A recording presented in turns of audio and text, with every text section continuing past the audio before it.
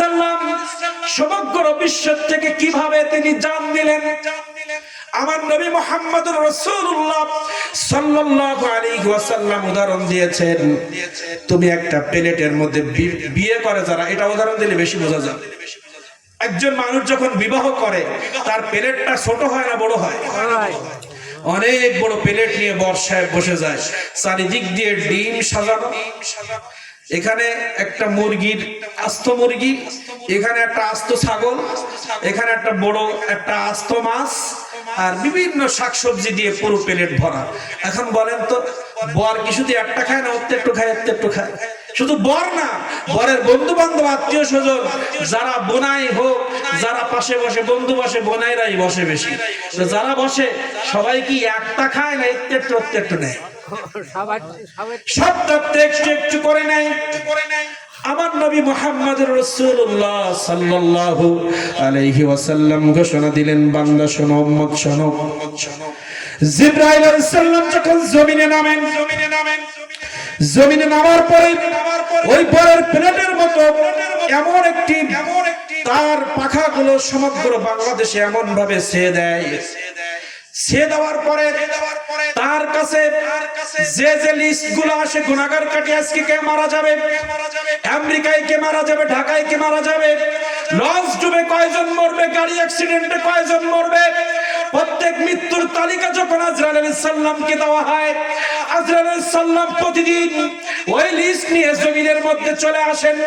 জমিনের মধ্যে আসার পরে সমগ্র বিশ্বটা এমন ভাবে ঘিরে ধরে, ঘিরে ধরার পরে তিনি নাম দেখে, একজনের নাম আসছে মৃত্যুর লিস্টের মধ্যে, আজকে জোহরের সময় কি সকালে মারা যাবে, তার নাম আসছে আমেরিকায়, একজন মারা যাবে ঢাকায়, একজন মারা যাবে কানাডায়, অস্ট্রেলিয়ায়, গুনাহগার কাটে আশাশুনি, সাতক্ষীরা, ঢাকা, খুলনা, রাজশাহী, রংপুর, দিনাজপুর, যশোর, বিভিন্ন জায়গার লিস্ট যখন আজরাইল আলাইহিস সালামের কাছে দেওয়া হয়, ওই ছাতা বিছানোর পরে ওনার তো পাখা রয়েছে অনেক শত শত পাখা, এই পাখাগুলো বিছানোর পরে যখন যার লিস্টটা হাতে আসে, ঠিক সেখানে ঠোকর দেয়, ওখানে ঠোকর দেয়, এখানে ঠোকর দেয়, এখানতে একটা, ওখানতে 10 জন, এখানতে 5 জন, 100 বলে 100 জন নিতে পারে। আজরাইল আলাইহিস সালামের সবর এমন, 100 বলে হাজারো মানুষ তিনি নিতে পারেন, কিন্তু তিনি জীবন নেবেন তার যার পরে হুকুম হয়েছে আল্লাহর, আল্লাহর হুকুম ছাড়া কাউকে নিতে পারবে না। ওই যে ভাতের প্লেট যেমন সাজানো থাকে, এখান থেকে একটু ওখান থেকে একটু খায়, আজরাইল আলাইহিস সালাম সমগ্র বিশ্ব ঘিরে ফেলে, যেখানে যেখানে নাম পায় ওখান থেকে টোকায় নেয়। বোঝা গেছে? তাহলে এই আজরাইলের পাওয়ার কত! জিবরাইল আলাইহিস সালাম সম্পর্কে বলা হয়েছে, কোন সমুদ্রের উপরে জিবরাইল আলাইহিস সালাম যদি জিবরাইল আলাইহিস সালাম যদি দাঁড়ায়, আপনি তার মাথা থেকে পানি ঢালা শুরু করবেন, পা পর্যন্ত পৌঁছাতে পারবেন না, পানি শেষ হয়ে যাবে, পা ভেসবে না। সমস্ত শরীয়ত বড় দেহ আজরাইল আলাইহিস সালাম, সেই আজরাইল আলাইহিস সালাম আল্লাহর ভয়ে থরথর করে কাঁপতে থাকবে হাসরের মাঠে। সেই জিবরাইল আলাইহিস সালাম এত বড় পাওয়ারফুল ফেরেশতা, যখন আল্লাহকে স্মরণ করে এত পাওয়ার, সমুদ্র পানিগুলো তার শরীরে ঢেলে দেওয়া হবে কিন্তু ভিজবে না। যে আজরাইল আলাইহিস সালাম সমগ্র বিশ্বের মানুষকে একবারে জান কবজ করতে পারে, এমন শক্তি আল্লাহ তাআলা তাকে দিয়েছেন। তারাও যখন নির্জনে আল্লাহর ধ্যানে বসে যায়, আল্লাহকে নিয়ে যখন চিন্তা করে, আল্লাহর পাওয়ার নিয়ে যখন ভাবে, আল্লাহর ক্ষমতা নিয়ে, আল্লাহর সৃষ্টি জগৎ নিয়ে, আল্লাহর পাওয়ার নিয়ে যখন এই ফেরেশতাগুলো চিন্তা করে, ওই ফেরেশতাদের চোখ দিয়ে অঝরে পানি ঝরতে থাকে। আর আমরা পিঁপড়া, দুনিয়াতে আমরা কি পিঁপড়া। কারণ আপনি বিমানে ওঠেন, বিমানে উঠলে আপনার আমার মতো কোন সময় ছাগল, একটু দূরে উঠি, কিছু দূরে উঠলে ছোট ছোট বেগুন গাছের মতো, আর যত উপরে উঠবেন আপনার আমার খোঁজই পাওয়া যাবে। প্রথম আসমান না, কয়েকশো কিলোমিটার উপরে ওঠেন, ওঠার পরে আমাকে লাগবে না, বাসুরির মতো, বিড়ালের মতো, মশামাছির মতো দেখা যাবে। এতে এত পাওয়ার। আল্লাহর নবী মুহাম্মদুর রাসূলুল্লাহ সাল্লাল্লাহু আলাইহি ওয়াসাল্লাম ঘোষণা দিয়েছেন, হে আমার উম্মত শুনে রাখো, পৃথিবীর মানুষ জানে না, তোমরা বুঝতে পারো না, আমার আল্লাহ রাব্বুল আলামিন ঘোষণা দিয়েছেন পৃথিবীতে যে মাছিগুলো আছে, মাছি, এই মাছির যে ডানা তোমরা দেখেছো, মাছির ডানা কত পাতলা, ছোট্ট একটা দানা। আল্লাহ রাব্বুল আলামিন সমগ্র পৃথিবীটাকে আল্লাহর কাছে মাছির ডানার থেকে আরো তুচ্ছ, কিছুই না। আজকে আপনার গ্যালাক্সি আবিষ্কার করছে, পৃথিবী গবেষণা চলছে, আমরা একটা গ্যালাক্সির মধ্যে বসবাস করছি, ছোট্ট একটা, এর থেকে আরো অনেক বড় আছে। এই গ্যালাক্সি গুলো ভাসতেছে আসমানের মধ্যে। আপনি একটা তারা নিয়ে গবেষণা করেন, লক্ষ কোটি কোটি তারা, একটা তারা যদি পৃথিবীতে পড়ে সমগ্র পৃথিবী শেষ। তাহলে এই একটা ছোট্ট পৃথিবীর মধ্যে আমরা বসবাস করছি, কোটি কোটি হাজার কোটি মানুষ। এর মধ্যে পরমাণু রয়েছে, অস্ত্র রয়েছে, বিমান রয়েছে, কত নিয়ামত আল্লাহ তাআলা দিয়েছেন, তাই নিয়ে আমরা গর্ব করি। আর আল্লাহ তাআলা এমন একটা সাপ, কিছুই না তো, আল্লাহ তাআলার কাছে পিঁপড়া, এই যে সমগ্র পৃথিবীটা আল্লাহর কাছে পিঁপড়ার থেকে আরো তুচ্ছ, মাছির ডানার থেকে তুচ্ছ। একটা মাছির ডানা কত পাতলা, তার থেকে পৃথিবী আল্লাহর কাছে তুচ্ছ। এটা এই হাদিসে মোবারকার গবেষণা বিজ্ঞান প্রমাণ করেছে যে প্রথম আসমান পর্যন্ত পৌঁছাতে পারলো না।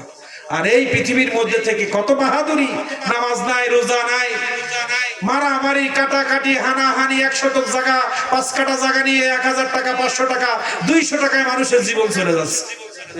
কি আজব দুনিয়া, ঠিক কিনা? সব নিয়ামত কার? আল্লাহ তাআলা বলেন, আমার নিয়ামত নিয়ে তুমি আমার শুকরিয়া আদায় করলে না, তুমি আমার কোন নিয়ামত নিয়ে তুমি গবেষণা করতে চাও? কোন নিয়ামতকে অস্বীকার করবে? ফাবি আইয়ি আলা রাব্বিকুমা তুকাযিবান। আল্লাহু আকবার। আল্লাহ রাব্বুল আলামিন বললেন, যাও যা খুশি তাই নিয়ে গবেষণা করো। এই ফাবি আইয়ি আলা রাব্বিকুমা তুকাযিবান মানে কোটি কোটি আল্লাহর নিয়ামত আছে, তুমি কোনটা অস্বীকার করবে? একটা করবে, আরেকটাই ধরে খাওয়া। তুমি যদি মনে করো গাছ নিয়ে গবেষণা করে আমাকে ফেলিওর করতে পারবে না, আস্তে আস্তে তুমি মাছ নিয়ে গবেষণা করো, সমুদ্র নিয়ে গবেষণা করো, গাছগাছালি নিয়ে গবেষণা করো, মানুষের অঙ্গ প্রত্যঙ্গ নিয়ে গবেষণা করো, তুমি চন্দ্র নিয়ে গবেষণা করো, তুমি সূর্য নিয়ে গবেষণা করো, তুমি পৃথিবীর, তুমি কাবা শরীফ নিয়ে গবেষণা করো, পাহাড় পর্বত নিয়ে গবেষণা করো, যেখানেই গবেষণা করবা সেখানে আমি আল্লাহ আমাকে পাইবা। কোনটাই পৃথিবীর কারোর সাথে তুমি তুলনা করতে পারবে না। এ বান্দা, তুমি আমার ছাড়া আর কার ইবাদত করবা? এ বান্দা, তুমি কেন আমার ইবাদত করবে না? তুমি তোমার অস্তিত্বের দিকে একটু খেয়াল করে দেখো। সূরাতুল বাকারার মধ্যে আল্লাহ তাআলা ঘোষণা দিলেন, আল্লাহ রাব্বুল আলামিন সূরাতুল বাকারার 28 নম্বর আয়াতটা একটু পড়বেন বাসায় গিয়ে। আল্লাহ তাআলা বললেন, বান্দা, এত কিছু গবেষণার পরেও তুমি আমাকে ছাড়া কাউকে পাচ্ছ না। এখানেও তুমি যদি আমাকে না মানো, তোমার নিজের বডির দিকে একটু তাকাও, তোমার নিজের দিকে তাকাও। আল্লাহ তাআলা অন্য জায়গায় বললেন, তুমি পৃথিবীর দিকে তাকাও, তুমি সূর্যের দিকে তাকাও, তুমি চন্দ্রের দিকে তাকাও, তুমি আকাশের দিকে তাকাও, তুমি সূর্যের দিকে তাকাও, তুমি পাহাড়ের দিকে তাকাও, তুমি সমুদ্রের দিকে তাকাও, তুমি মা গাছপালার দিকে তাকাও, পশু পাখির দিকে তাকাও। সব জায়গায় আমি আল্লাহ আমাকে তোমরা পাইবা। এরপরেও যদি তুমি মনে করো আমার ইবাদত করবা না, আমার থেকে তুমি মুখ ফেরাইবা, এবার তোমার নিজের দিকে একটু তাকাও, তোমার নিজের অস্তিত্ব নিয়ে তুমি একটু চিন্তা করো। কাইফা তাকফুরুনা বিল্লাহি ওয়া কুনতুম আমওয়াতান ফাআহইয়াকুম সুম্মা ইউমীতুকুম সুম্মা ইউহয়ীকুম সুম্মা ইলাইহি তুরজাউন। আল্লাহ রাব্বুল আলামিন বললেন, কাইফা, তোমরা কেমন ভাবে কুফরি করো, কেমন ভাবে তোমরা ফিরে আসো। তাকফুরুনা, কাইফা কেমনে, তাকফুরুনা তোমরা কুফরি করো, তোমরা আমাকে ভুলে যাও, আমি বাদ দিয়ে আরেকজনের গোলামি করো, তুমি শয়তানের গোলামি করো। আজান হয়েছে, মসজিদে যাব, এই মসজিদে যাওয়া আমার গোলামি, আজানের পরে মসজিদে না যাওয়া শয়তানের গোলামি। আমি তোমার বোরকা পড়তে বলেছি, মা বোনদেরকে বলছি, মা বোনদেরকে আল্লাহ তাআলা বলছেন, আমার নবী মুহাম্মদ রাসূলুল্লাহ বলছেন, তোমার পর্দা ফরজ করা করা হয়েছে, তোমার বয়স হয়েছে, তুমি পর্দা করো, এটা আমার গোলামি। তুমি পর্দা করলা না, শয়তানের গোলামি। হালাল ব্যবসা করলা, আমার গোলামি। সুদ খাইলা, শয়তানের গোলামি। সৎভাবে চাকরি করলা, আমার গোলামি। ঘুষ খাইলা, শয়তানের গোলামি। অন্যায় ভাবে 1 শতক জমি ফাঁকি দিলা, শয়তানের গোলামি। হক হালালি জীবন যাপন করলা, আমার গোলামি। তুমি তোমার চক্ষু দিয়ে কোরআন মাজিদের আয়াত দেখলা, তুমি চক্ষু দিয়ে আলেমদের চেহারা দেখলা, তুমি চক্ষু দিয়ে আউলিয়া কেরামের দিকে তাকাইলা, তুমি চক্ষু দিয়ে মায়ের চেহারার দিকে তাকাইলা, তুমি চক্ষু দিয়ে স্ত্রীর দিকে ভালোবাসার নজরে তাকাইলা, এটা আমার গোলামি। আর এই চক্ষু দিয়ে তুমি বেগানা মহিলার দিকে তাকাইলা, এটা শয়তানের গোলামি। তুমি তোমার চক্ষু দিয়ে বেগানা মহিলার দিকে তাকাইলা, খারাপ দৃশ্য তুমি দেখলা, এটা শয়তানের গোলামি। আর তোমার স্ত্রী যেটা হালাল, তার দিকে যতবার তুমি তাকাইবা, ততবার ইবাদত হবে, ততবার আমার গোলামি হবে। সুবহানাল্লাহ, নারায়ে তাকবীর, নারায়ে রিসালাত, পবিত্র ঈদ মিলাদুন নবী। আল্লাহ তাআলা বললেন, ইয়া আইয়ুহাল ইনসান, হে পৃথিবীর মানুষ, মা গররাকা বিরব্বিকাল কারীম, আমি রব তোমাদের, আমি তোমাদের মালিক। তোমাদের চক্ষু আমি বানিয়েছি, তোমাদের চেহারা আমি বানিয়েছি, তোমার সুষম দেহ আমি দিয়েছি। আমি চ্যালেঞ্জ করছি, আমি ছাড়া পৃথিবীর এমন কেউ নাই তোমার সুন্দর গঠনতন্ত্র দিবে। তুমি পৃথিবীর কোথাও তুমি তোমার গঠনতন্ত্র খুঁজে পেলে না, তখন তুমি মনে করো আমি আল্লাহ তোমার গঠনতন্ত্র দিয়েছি। যে আল্লাহ তোমাকে সৃষ্টি করেছে, যে আল্লাহ তোমাকে গঠনতন্ত্র দিয়েছে, যে আল্লাহ তোমার সৃষ্টিকর্তা, সেই আল্লাহর গোলামি তোমাকে করা লাগবে। এবার আল্লাহর গোলামি কি? আল্লাহর ইবাদত কি? 5 ওয়াক্ত নামাজ, রমজানের রোজা, হজ ফরজের হজ, পিতামাতার খেদমত, স্ত্রীকে পর্দার মধ্যে রাখা, সন্তানদেরকে দ্বীনি ইলম শিক্ষা দেওয়া, প্রতিবেশীর সাথে ভালো ব্যবহার করা, হালাল ব্যবসা করা, সুদ মুক্ত ঘুষ মুক্ত চাকরি করা।